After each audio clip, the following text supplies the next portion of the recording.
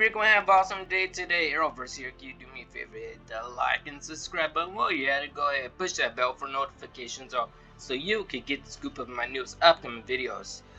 Holy, wow, Legends of Tomorrow.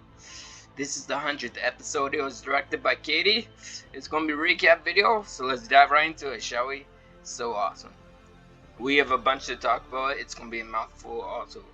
So right now, basically, Ashe, Spooner, and Gideon, they're still wandering around in 1925 in Texas, and they're actually trying to find the main road, but they end up finding a house. Once they find a house, the thing is that human Gideon is not fully complicated herself.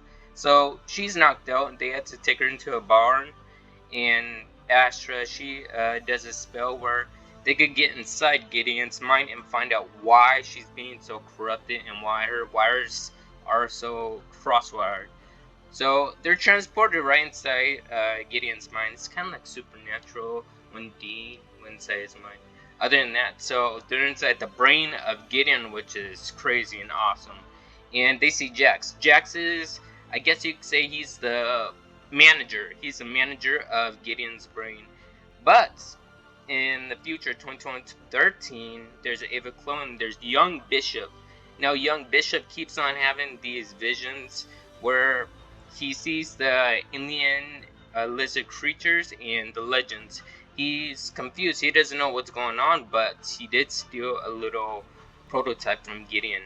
Other than that, Jax is telling Spooner and Astra there's something wrong with Gideon. The thing is, if you want to restore Gideon, you're going to have to go inside her mind. It's like a mindscape. You're going to have to find all of her memories, combine it together so she could be whole again. And so that's what they inevitably do. He sends her straight to Gideon's mind, and well, this is season 1 of, well, we're not going to get ahead of ourselves yet. This is where they actually abducted Spooner by, I think, against her own will, actually. It was kind of devious. But she woke up. Gideon, she's fine right now, but she still needs her memories. So how is she going to get her memories back? Well, the four of them need to work together. So they get teleported back into the past, yes, where they see the OGs, the OG legends of tomorrow. Ray Palmer, Adam, oh wow, and Leonard Snart. Leonard Snart was in here. It's so awesome to see Snart again. He's awesome. He's one of my favorite characters. And there's Hawk Guy. Hawk Guy was in it. I don't know about Hawk Girl. I wonder why she wasn't in it. And there's, Sarah Lance, of course. Let's just say that, yeah, they are really aggressive in season 1. They did not get along that well. And, yeah, it was actually pretty interesting. You do not want to make Snart mad. Because Snart, he'll end up having to stand off with this cold gun. Right now, I guess you could say they're like little kids bickering around back and forth. But they do listen to Gideon. Gideon is, I guess you could say, the adult in this situation. So she calms him down. The reason why the OG legends can't see Spooner or Astra is because they're figments of her imagination, meaning they're fly on the wall. That's what I could say. So they get teleported. A little bit later on, I believe this is season 2 of Legends of Tomorrow. We have Professor Stein. He's here. It's so awesome. Apologies. So the legends right here, they are kind of getting a little mature, and I guess you could say getting along only a little bit. That's all. So they find out what the real glitch is inside Gideon's mind. Gideon's mind has an alter ego inside her mind, which is manipulating them. And I guess they want to trap Spooner and Astra inside Gideon's mind forever. But Gideon's not going to have that. What she's going to do, strap inside, she's actually going to fix up the Wave Rider, and they're going to drive around inside her mind, her memories, everything. So throughout the whole course of the season, you get to see flashbacks of where the legends were through Gideon's eyes, which was absolutely awesome. They finally land and find where the manager Jax is at. Now Jax says that it's 50% almost complete, but there's a virus in the system, so he gives him a gun. This gun neutralizes the viruses. So they find it and they go back. I believe it is probably like season 4, season 5, around there, around that area. So they're searching around. They do see Rip. Rip is actually back. He's here, but Rip is actually explained to the legends. Yeah, we only have one bathroom, and the legends are getting all pissed off. Like, why do we have one bathroom? And like I said, you do not want to make Snart mad or Hot Guy. I don't know why both of them have beef with each other. They love starting fights. I find that hilarious, but let's just say that Snart shot his gun and it almost accidentally hits Sara. Yes, when it almost hits Sara, that is a bad mistake on their move. Because, well, let's just say that, let's pause that. Rip leads Gideon solo onto the, I guess you could say, storage lockup room. So she's trapped inside this force field, and so her alter ego keeps on explaining to her, why do you have so much feelings for these humans? You need to come with me and forget about the legends. So she's trying to pull Gideon to dark side. Meanwhile, Bishop is still tampering with Gideon's memories, but Sara, she is so pissed off at what Leonard did. Now, they're frozen. They're like, okay, what's going on? They actually see Astra Spooner because Gideon is now trapped. She has no position of camouflaging them anymore. So Jax has to teleport them back right to the mainframe.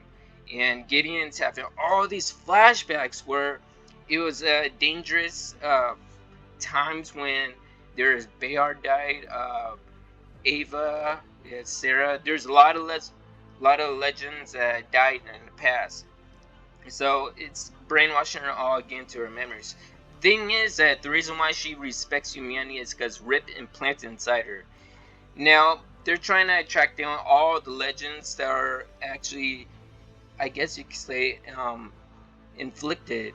When I mean inflicted, their minds are being controlled inside Gideon's mind. It's her alter ego. So once they shoot a blaster at any single legend, they turn to normal. They turn better. They really need to do it on Sara and Ava like ASAP, because they almost got their ass kicked by Sara and Ava. But luckily, they're able to hold their own, and they defeated them both, and they turned them back to normal. The good Centios, I could say.